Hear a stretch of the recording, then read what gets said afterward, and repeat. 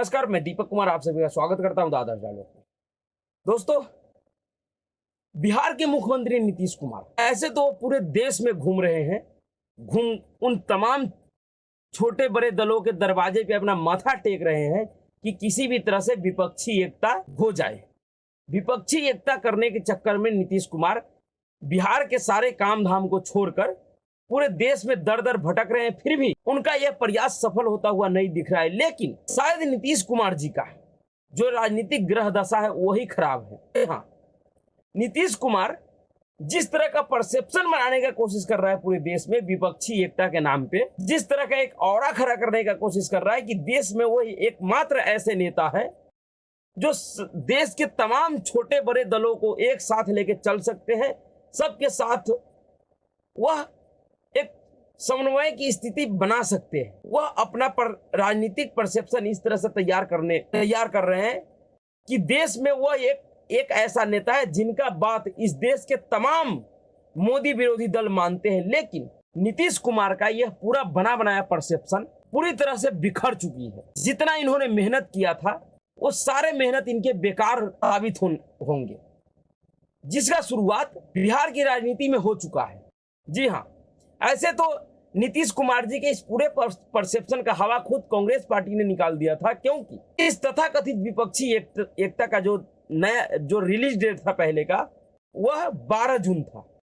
लेकिन 12 जून की तारीख खारिज होने के बाद 23 जून का जो नया रिलीज डेट है, सिर्फ 12 जून का डेट खारिज होने मात्र से ही नीतीश कुमार जी का ये जो पूरा जो परसेप्शन बनाने का कोशिश किया गया था, उनका यह पूरा परसेप्शन पूरी तरह से धराशायी हो गया। लेकिन 13 जून का यानी कल जो बिहार की राजनीति में घटना घटी है, वह नीतीश कुमार और बिहार की राजनीति में जेडीयू के लिए बहुत बड़ा झटका है।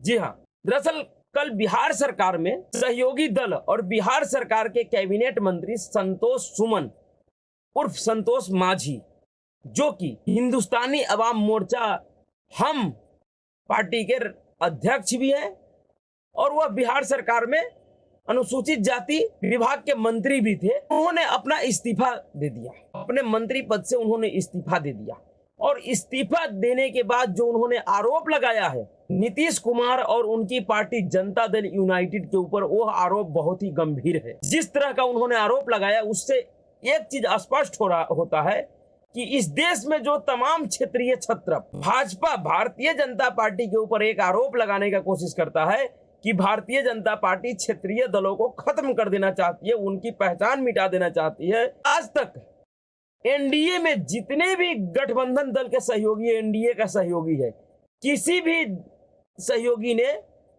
एनडीए से अपना दल को अलग इस आरोप के ऊपर तो नहीं किया, जिस तरह का आरोप लगाकर बिहार में महागठबंधन की सरकार से हिंदुस्तानी अवाम मोर्चा के राष्ट्रीय अध्यक्ष और बिहार सरकार के कैबिनेट मंत्री संतोष सुमन उर्फ संतोष माझी ने किया है। दरअसल संतोष माझी ने अपना इस्तीफा सरकार को दे दिया और इस्तीफा के बाद उन्होंने आरोप लगाया, उन्होंने कहा कि इस्तीफा का कारण सिर्फ और सिर्फ यह है कि बहुत दिन से नीतीश कुमार जी का जो पार्टी है जनता दल यूनाइटेड यानी जदयू, जिसका राष्ट्रीय अध्यक्ष ललन सिंह है, उनके तरफ से दबाव आ रहा था कि हम अपने पार्टी यानी हिंदुस्तानी अवाम मोर्चा का विलय जेडीयू में कर ले। जी हाँ, दरअसल नीतीश कुमार और राष्ट्रीय जनता दल, नीतीश कुमार की पार्टी जनता दल यूनाइटेड इस छोटे से राजनीतिक दल का विलय अपने पार्टी में क्यों कराना चाह रहा है? इनको इससे क्या फायदा होने वाला है? जो पार्टी पिछड़े और दलितों के नाम पे पार्टी बनी है, उनके समस्याओं को उठाने के लिए पार्टी बनी है, उस पार्टी का भला नीतीश कुमार अपने पार्टी में मर्ज क्यों करवाना चाहते हैं? क्या कारण है? इसका कारण बहुत ही स्पष्ट है और इसका कारण यह है कि अब जनता दल यूनाइटेड और नीतीश कुमार को भी लग गया है कि बिहार की राजनीति में उनके पार्टी का जो राजनीतिक जनाधार है वह खत्म हो रहा है। जमीन पे जेडीयू का कोई भी अब कार्यकर्ता या नेता नहीं बचा है जो जमीन पे लड़ने वाला हो, जो जमीन पे जेडीयू के लिए काम करने वाला हो, क्योंकि जितने भी जेडीयू का जमीनी नेता था अधिकतर उनमें से सभी के सभी ने ऑलमोस्ट पार्टी छोड़ दिया है। कार्यकर्ता से लेके बड़े बड़े नेताओं ने, जब से नीतीश कुमार ने केंद्रीय मंत्री और अपने पार्टी के पूर्व राष्ट्रीय अध्यक्ष आरसीपी सिंह को अपने पार्टी से बाहर किया, हटाया। उसके बाद अपने पार्टी के एक तेज तर्रार प्रवक्ता, इच्छित प्रवक्ता, जो कि किसी भी मुद्दे पे अनाप शनाप नहीं बकता है, डॉक्टर अजय आलोक को भी इन्होंने बाहर किया। उसके बाद जेडीयू से बगावत करके इन्हीं का एक बहुत कद्दावर नेता, जेडीयू का एक कद्दावर नेता, जो कि लव कुछ समीकरण का माहिर नेता है, उपेंद्र कुशवाहा, जो कि सीधे सीधे कुशवाहा समाज से आते हैं, उन्होंने जेडीयू छोड़ के अपना राजनीतिक दल बनाया। उसके बाद से जेडीयू में जिस तरह का भगदड़ मचा हुआ, जिस तरह से जेडीयू में हर एक 10 से 15 दिन में कोई न कोई एक नेता, बड़े नेता या किसी न किसी प्रखंड या जिला या पंचायत स्तर पे इनका पूरी पार्टी इकाई जिस तरह से इस्तीफा दे रही है, जिस तरह से जेडीयू पार्टी को छोड़ रही है, उससे अब जेडीयू का राष्ट्रीय नेतृत्व जो नीतीश कुमार, ललन सिंह और इनके जो भी और नेता है, उन सबको अंदाजा हो गया है कि बिहार में उनकी राजनीतिक स्थिति ठीक नहीं है। जमीन पे जेडीयू का अब कोई जुझारू और मजबूत कार्यकर्ता या नेता नहीं बचा है जो अगले चुनाव में जेडीयू के लिए लड़े, क्योंकि 2014 के बाद से जिस तरह की राजनीतिक नीतीश कुमार ने किया है, जेडीयू ने किया है, उनके उस राजनीति से उनके कार्यकर्ता और उनके वरिष्ठ नेता जो जमीन पे लड़ते थे, वह कहीं ना कहीं बहुत ही दुखी है। उन सबको ऐसा लगता है कि हम जिस सत्ता और सिस्टम के खिलाफ अपने राजनीतिक जनाधार तैयार किए बिहार में, जिस व्यक्ति के खिलाफ हमने राजनीति शुरू किया, उसी व्यक्ति के साथ में, उसी सत्ता और सिस्टम, उसी व्यवस्था के साथ में हम कैसे राजनीति करेंगे। और अगर हमारी केंद्रीय नेतृत्व राजनीति कर भी रही है तो फिर हम अपने क्षेत्र में जनता को, जिस जनता से हमने उस विचारधारा, उनकी राजनीति, उस सिस्टम और सत्ता के खिलाफ बोलकर हमने वोट लिया था, जो वोटर ने हमें उस सिस्टम और सत्ता के खिलाफ वोट देकर जिताया था, उनको हम मुंह क्या दिखाएंगे अगले चुनाव में। और यही डर है कि नीतीश कुमार और जेडीयू का जमीनी स्तर के जो नेता है वह पार्टी छोड़ रहे हैं। आप पिछले 1 महीने का रिकॉर्ड उठा के देखिए तो आपको समझ में आएगा कि किस तरह से जेडीयू के कई बड़े नेताओं ने पार्टी छोड़ा है।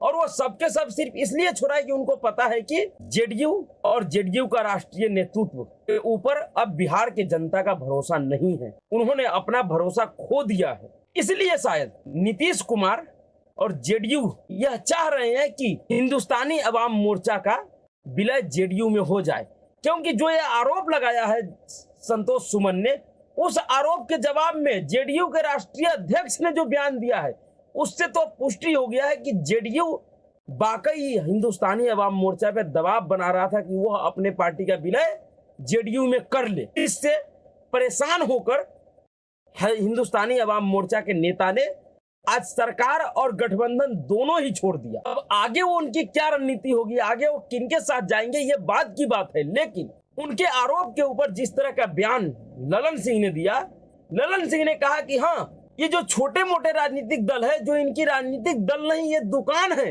ये अपनी दुकान चला रहा है। इससे अच्छा होता कि यह अगर हमारे पार्टी में विलय कर लेते तो क्या दिक्कत था।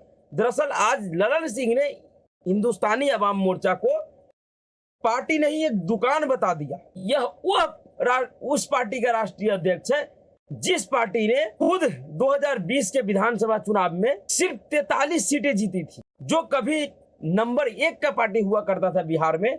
वह अपने नेता के मुख्यमंत्री रहते हुए भी 15 सालों के उपरांत तीसरे नंबर की पार्टी बन गई बिहार में। उस पार्टी का राष्ट्रीय अध्यक्ष एक छोटे दल के नेता और उनके पार्टी को एक दुकान बता रहा है। दुकान तो आपका भी है, जेडीयू का भी हैसियत दुकान से ज्यादा बड़ा नहीं है।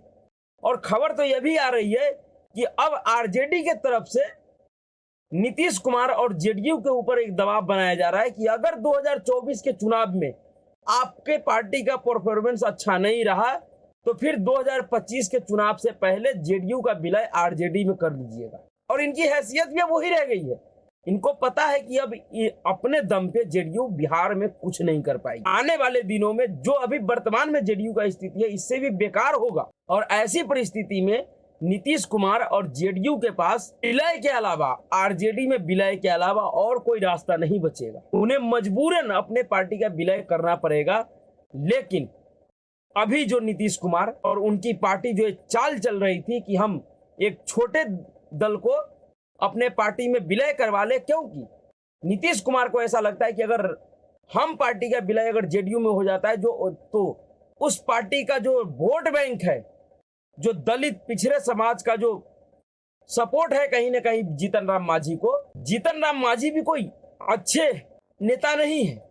उनका जो राजनीतिक सोच है वो बहुत ही घटिया है। लेकिन चुनाव में और राजनीति में विचारधारा मायने नहीं रखता, मायने रखता है कि किस पार्टी और किस व्यक्ति के आने से उस पार्टी को चुनाव में फायदा होगा। चुनावी फायदे के आधार पे ही किसी भी लोकतांत्रिक देश में राजनीतिक दल अपना राजनीतिक एजेंडा तैयार करता है। उनको किसी भी विचारधारा से कोई लेना देना नहीं होता है। किसका विचारधारा क्या है, वो क्या बोले क्या किए, उससे कोई फर्क नहीं पड़ता। फर्क पड़ता है तो उस व्यक्ति के आने या उस पार्टी के आने से हमें राजनीतिक फायदा कितना होगा, इसी के आधार पर राजनीतिक फैसले लिए जाते हैं। लेकिन बिहार में जो हुआ है, मात्र महाविपक्षी विपक्षी एकता के बैठक से 10 दिन पहले जो ये घटना घटी है, यह विपक्षी एकता का टेलर है एक तरह से। और टेलर की शुरुआत जिस तरीके से हुआ है, जैसे आरोपों के साथ हुआ है, जितने गंभीर आरोप के साथ हुआ है, आप उम्मीद रखिए कि फिल्म जब ये नाटक रिलीज होगा उसके बाद इससे भी भयावह स्थिति होगी, जिसका संभावना खुद उपेंद्र कुशवाहा ने जताया है। उपेंद्र कुशवाहा ने कहा है कि हमने पहले ही कहा था कि जेडीयू में भगदड़ मचने वाली है और अभी तो यह सिर्फ शुरुआत है, धीरे धीरे इसकी अंत का भी तस्वीर सभी देखेंगे। और ऐसा लग रहा है जिस तरीके का राजनीतिक परिस्थिति बिहार में बन रही है, उस राजनीतिक परिस्थिति में जिस तरह का जेडीयू के लिए संदेश आ रहा है, बिहार की राजनीति में जमीन से राजनीतिक संदेश जो आ रहा है, वह जेडीयू और नीतीश कुमार को चिंता करने वाली है। और यही परिस्थिति रहा तो फिर तेजस्वी यादव, आरजेडी का जो रणनीति है, जो आरजेडी का अपना रणनीति है कि किसी भी तरीके से नीतीश कुमार को बिहार की राजनीति से बाहर करे, उसमें कहीं ना कहीं आरजेडी और तेजस्वी यादव सफल हो जाएंगे, क्योंकि उसी तरीके के रणनीति पर आरजेडी काम कर रही है कि नीतीश को साथ में रख के ही उनकी कब्र खोदेगी। सभी को पता है कि अगर बिहार के राजनीति से नीतीश और जेडीयू को कोई बाहर करेगा तो वह सिर्फ और सिर्फ आरजेडी ही कर सकता है, और आरजेडी को ही ये इसकी सबसे ज्यादा जरूरत है, क्योंकि तेजस्वी यादव को भी पता है कि जब तक बिहार में नीतीश कुमार है तब तक उनका बिहार की राजनीति में कुछ भी होने वाला नहीं है। इसलिए बिहार की राजनीति और देश की राजनीति में और भी बड़े कई बदलाव होंगे, इसको आगे देखेंगे, समझेंगे, और वो इंटरेस्टिंग होने वाला है। तो अभी के लिए इतना ही। अगर आपको वीडियो अच्छा लगा तो वीडियो को लाइक कीजिए, शेयर कीजिए और चैनल को सब्सक्राइब कीजिए। नमस्कार।